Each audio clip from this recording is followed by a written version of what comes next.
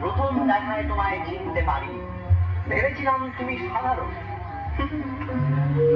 আজ দেখছি তুমি মেঘে নাকি তুমি একটি তারা।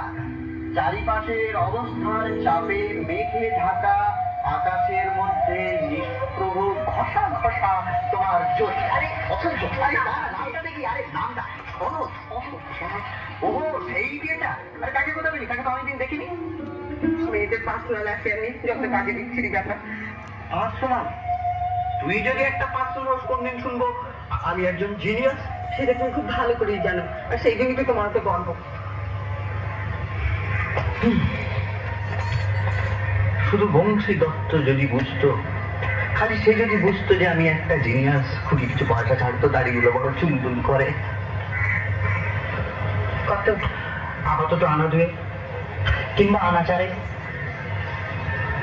অথবা আনা আসতে একটা ভালো জবদা কিনবরে, কিংবা একটা তুই দে না টিউশনের টাকাগুলো তুই পেয়েছিস মনে হচ্ছে।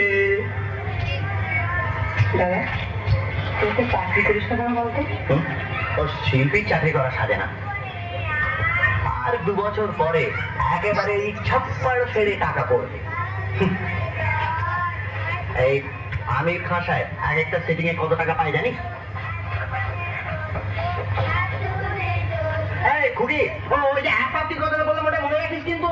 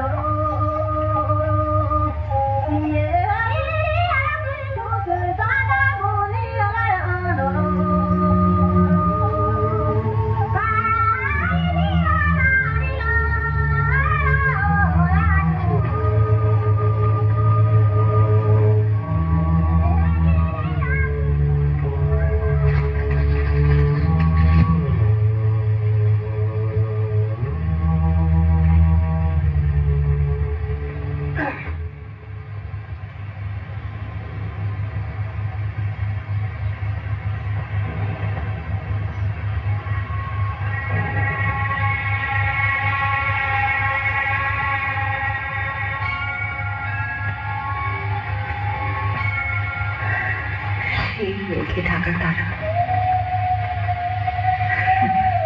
সারাতে চিঠিটা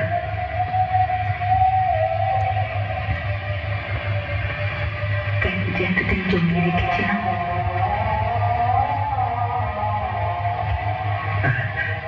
জানিস আমাদের বাড়িটা না দোতলা উঠে গেছে, আর গিটার ছেলেটা সেটা খুব ধারছে। খুব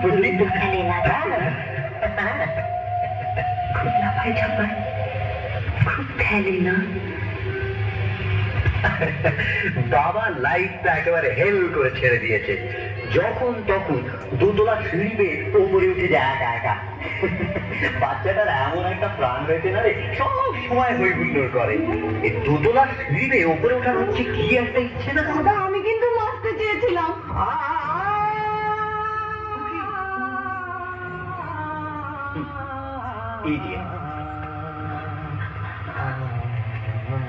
দাদা আমি যে সত্যি সত্যি বাঁচতে চেয়েছিলাম।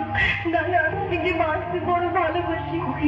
দাদা আমি বাঁচবো, দাদা আমি বাঁচবো। দাদা তুমি একবার বলো আমি বাঁচবো।